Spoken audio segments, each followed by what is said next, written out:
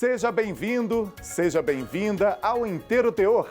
Vamos rever nesta edição de retrospectiva decisões que fizeram a diferença na vida de muita gente. Não sai daí. Tribunal Regional Federal da Primeira Região mantém em vigor resolução da Anvisa que proíbe o uso de aditivos em cigarros e em outros derivados do tabaco.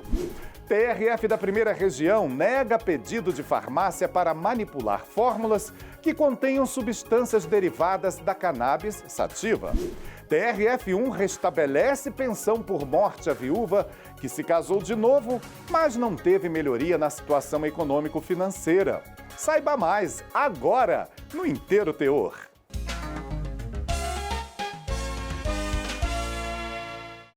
Segundo a Organização Mundial da Saúde, só no século XX, o tabagismo matou cerca de 100 milhões de pessoas. No século XXI, caso as atuais tendências de consumo sejam mantidas, poderá matar cerca de 1 bilhão de seres humanos. Isso é facilmente explicável pelo fato de que o hábito de fumar está entre as causas de quase 50 diferentes doenças. Grande parte delas incapacitantes e fatais. Mesmo assim, os fabricantes de cigarros ainda tentam potencializar os efeitos da nicotina, tornar o sabor mais apelativo e mascarar o sabor e o desconforto imediato da fumaça. Tudo isso com o uso de aditivos. Por isso, quando a Anvisa proibiu o uso, as empresas tentaram reverter a proibição na justiça. Reveja essa história com Daniela Garcia. No mundo, a cada 4 segundos, uma pessoa morre pelo consumo de tabaco. O dado alarmante é da Organização Pan-Americana da Saúde. O cigarro é considerado pela OMS como a principal causa evitável de doença. Então, ele é capaz de provocar doenças respiratórias, como doença pulmonar obstrutiva crônica, assim conhecida como bronquite e enfisema, câncer de várias naturezas, inclusive de pulmão, doenças cardiovasculares, entrando aí infarto agudo do miocárdio, doença cerebrovascular, além de uma outra série de doenças graves que acometem a saúde humana. Até 2012, um dos atrativos para os fumantes eram os famosos cigarros com sabor. Mas uma resolução da Agência Nacional de Vigilância Sanitária, a Anvisa, além de trazer restrições ao uso desses aditivos, estabeleceu limites máximos de alcatrão, nicotina e monóxido de carbono nos cigarros. O artigo 6º, por exemplo, é claro: proíbe a importação e a comercialização de produto derivado do tabaco em qualquer forma de apresentação que contenha substâncias que possam intensificar, mudar ou realçar seu sabor ou aroma. Considerando que o tabagismo, inquestionavelmente, é uma doença pediátrica, já que a maioria dos fumantes ela experimenta o primeiro produto derivado do tabaco antes de 18 anos, e considerando também que a nicotina ela causa um alto grau de dependência de forma rápida e de difícil tratamento, esses aditivos, eles sabidamente, isso já é pacificado, eles tornam os produtos mais atrativos, facilitam, estimulam o consumo do produto derivado do tabaco, novamente, não somente do cigarro. E assim, eles facilitam a iniciação, principalmente dos jovens, e levam ao desfecho de adoecimento, muitas vezes morte precoce. Temos também aditivos que são utilizados para diminuir a irritação provocada, principalmente pela fumaça, e também para imprimir um sabor mais agradável e atrativo aos produtos derivados do tabaco, de forma a facilitar a experimentação e iniciação, principalmente de crianças e adolescentes ao tabagismo. Este pneumologista considera a restrição de aditivos importante e esclarece os motivos. O aditivo ele entra aí para ajudar a pessoa, quer dizer, para incentivar a pessoa a consumir cigarro. Alcatrão e monóxido de carbono são 2 dos elementos do cigarro mais nocivos à saúde humana. E a nicotina vicia a pessoa. É o que faz com que a pessoa tenha um uso duradouro do cigarro. A resolução da Anvisa foi questionada inúmeras vezes. Fabricantes de cigarros e a Confederação Nacional da Indústria entraram com ações judiciais tentando reverter a proibição. A Associação de Controle do Tabagismo, Promoção da Saúde e dos Direitos Humanos participou em diversas delas, como explica a diretora jurídica da organização não governamental, Adriana Carvalho.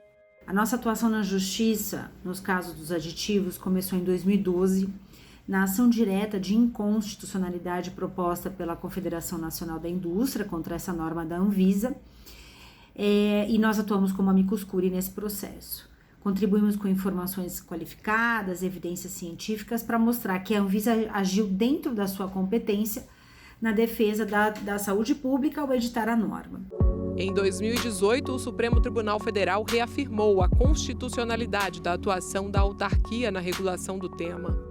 Foi a primeira vez que o STF julgou uma política pública de controle do tabagismo e com essa vitória o tribunal se alinha a diversas Supremas Cortes e de outros países, como do Reino Unido, Austrália e Uruguai, validando uma política de controle do tabagismo. Então o STF reconhece que a norma é constitucional, mas não deu efeito vinculante. E aí com isso abriu a possibilidade desse debate acontecer na Justiça Ordinária. Por isso, o assunto voltou ao debate e, recentemente, um caso foi julgado pelo Tribunal Regional Federal da Primeira Região.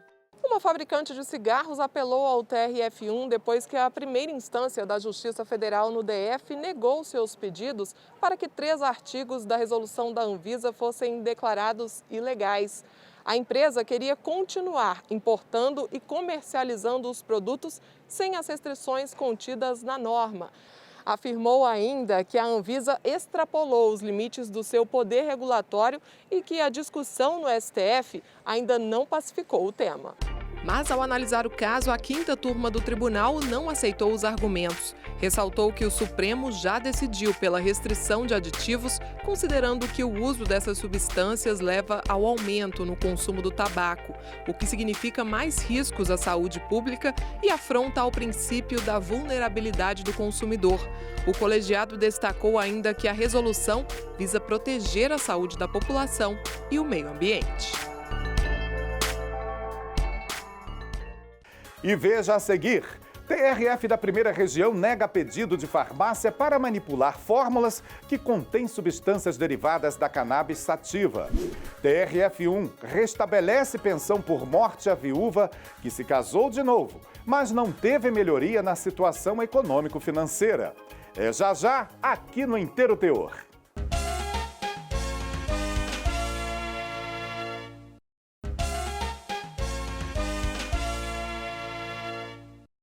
Em dezembro de 2019, a Agência Nacional de Vigilância Sanitária estabeleceu por meio de uma resolução as regras de autorização para fabricação, importação, prescrição, comercialização e dispensação de produtos de cannabis sativa para fins medicinais. Pela resolução, derivados ou fitofármacos à base de cannabis devem ser distribuídos exclusivamente por farmácias sem manipulação. Uma determinação confirmada pela Justiça. Quem relembra os detalhes é o repórter Márcio Fontinelli. A cannabis tem o efeito de aliviar dores e problemas neurológicos. Por isso, é usada em diversos tratamentos para proporcionar mais qualidade de vida a pacientes com doenças como câncer, dor crônica, epilepsia e glaucoma. É o caso da Ana Fischer. Ela é portadora de uma síndrome rara chamada CDKL5, que provoca crises de epilepsia frequentes. Depois de uma luta judicial, em 2014, ela se tornou a primeira paciente no Brasil a conseguir o direito de importar remédios à base de cannabis. Hoje, a Anne tem 12 anos e o sucesso no seu tratamento trouxe avanços nos estudos sobre o uso da cannabis medicinal. Antes de começar o tratamento com canabidiol, a Anne vinha até de fato evoluindo, ela estava indo bem. Só que com 4 ou 5 anos, ela começou a ter um aumento do número de crises e as crises ficaram mais intensas. E para o nosso desespero, de uma criança que estava andando com alguma dificuldade, mas andava, que já estava falando as primeiras palavras, em apenas 4 meses, ela virou um vegetal na cama. Como a Catiele fala, parecia uma bonequinha de pano na cama, imóvel, inerte, não se mexia. E aí bateu o desespero. Graças a Deus, depois do uso do canabidiol, ela aos poucos recuperou muito daquilo que ela tinha perdido. Hoje a gente pode dizer que ela tem qualidade de vida. E não só a Anne tem qualidade de vida, toda a família. Porque aquele peso, aquela tensão, ela sumiu muito com a melhora dela. Até pouco tempo, a compra de medicamentos à base de cannabis não era uma tarefa fácil. A burocracia ainda era uma barreira. Com a resolução 327 da Anvisa, essa compra se tornou mais acessível. Hoje o processo de importação simplificou muito. Está muito mais fácil, muito mais ágil e qualquer pessoa no Brasil, tendo a prescrição, tendo os documentos que a Anvisa exige, pode importar. O processo está bem melhor. Ainda existe espaço para melhorar, mas não se compara hoje o processo como era. De acordo com a resolução da Anvisa, a comercialização de medicamentos à base de canabidiol só pode ser feita por farmácias e drogarias, sem manipulação e com prescrição médica. Mas uma farmácia resolveu questionar a restrição na Justiça, perdeu em primeira instância e entrou com recurso. O caso veio parar no Tribunal Regional Federal da Primeira Região. Ao analisar o processo, a desembargadora federal, Daniele Maranhão, entendeu que a Anvisa exerceu seu poder regulatório e, por isso, os artigos 15 e 53 da norma não podem ser considerados ilegais, como pretendia a empresa. Além disso, por se tratar de um assunto técnico, o Poder Judiciário não deve intervir, ainda mais por se tratar de uma planta submetida a controle especial, porque dela podem ser extraídas substâncias entorpecentes.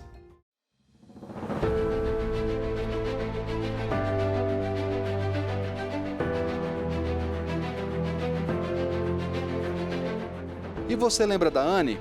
Hoje a família da Brasiliense lidera uma campanha para que seja aprovado o projeto de lei 399, em tramitação na Câmara dos Deputados, que autoriza o plantio de cannabis em solo nacional por empresas, governo e associações de pacientes. Além da aprovação, o pedido é para que a lei seja batizada com o nome dela, Anne. Pessoal, Ei, você? essa aqui... Tá, não, calma aí. Rapidinho. Essa aqui é a família Fischer, Norberto, Catiele e Anne. Sabe de uma coisa? Sabe esse PL 399 que vai virar lei Anne Fischer? Vamos votar. Yes! Avante Brasil! Vamos melhorar o Brasil! Força! Lê isso daí, vê que não tem nada de mal. Então vai ser muito positivo pra todo mundo. Beijo pra vocês. Tamo junto, hashtag tamo junto. Bom voto, vamos melhorar o Brasil.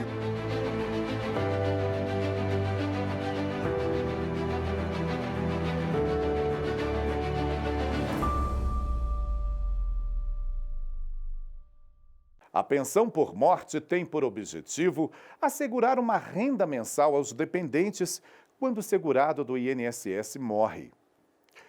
Por isso mesmo, casando novamente, um pensionista viúvo pode continuar recebendo o benefício. Saiba em que condições isso pode acontecer na nossa próxima reportagem.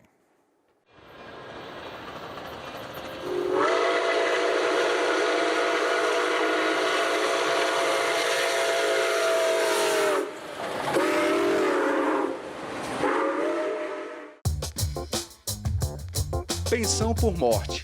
Você já deve ter ouvido falar ou conhece alguém que recebe.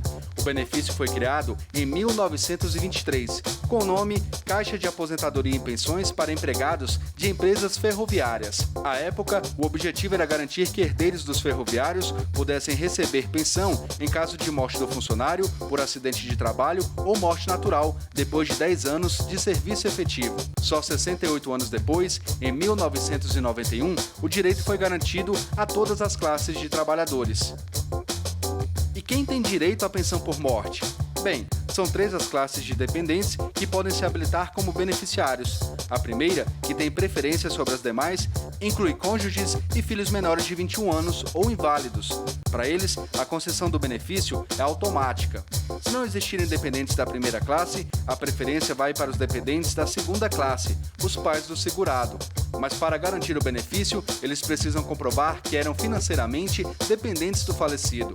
O mesmo ocorre com dependentes de terceira classe, que são os irmãos do segurado com idade até 21 anos e não emancipados, que recorrem ao benefício como última opção. É bom saber que a pensão por morte não é um benefício vitalício. Em alguns casos, quem recebe pode perder o direito, como explica este especialista. Perde o direito à pensão por morte o beneficiário que falecer, o menor que se emancipar ou fizer 21 anos, a menos que capaz, e o beneficiário que fraudou ou simulou o casamento, bem como aquele que apenas casou para obter esse benefício. Existe um mito de que os viúvos que recebem pensão por morte não podem se casar novamente sob pena de perder o benefício. Mas não é bem assim. A Justiça Federal em Minas Gerais garantiu a uma viúva a manutenção da pensão porque ficou provado que a situação financeira da autora não melhorou depois do novo matrimônio. O INSS recorreu e a relatora do processo no Tribunal Regional Federal da Primeira Região, desembargadora Gilda Singmaringa Seixas, seguiu o mesmo entendimento da sentença. Ela citou a súmula 170 do TFR, que diz que não se extingue a pensão previdenciária se do novo casamento não resulta melhoria na situação econômica financeira da viúva, de modo a tornar dispensável o benefício. Com isso, por unanimidade, a primeira turma do TRF1 negou o provimento à apelação do INSS.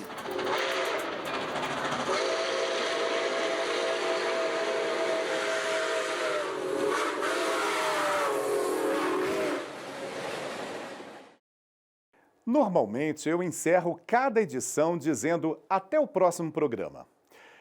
Mas dessa vez estou me despedindo de forma definitiva, porque está chegando ao fim mais uma etapa da minha vida profissional. Quero aproveitar para dizer que foi uma verdadeira honra compartilhar histórias com cada um de vocês. Despeço-me com a sensação de dever cumprido e agradeço pelo tempo que passamos juntos. Um grande abraço.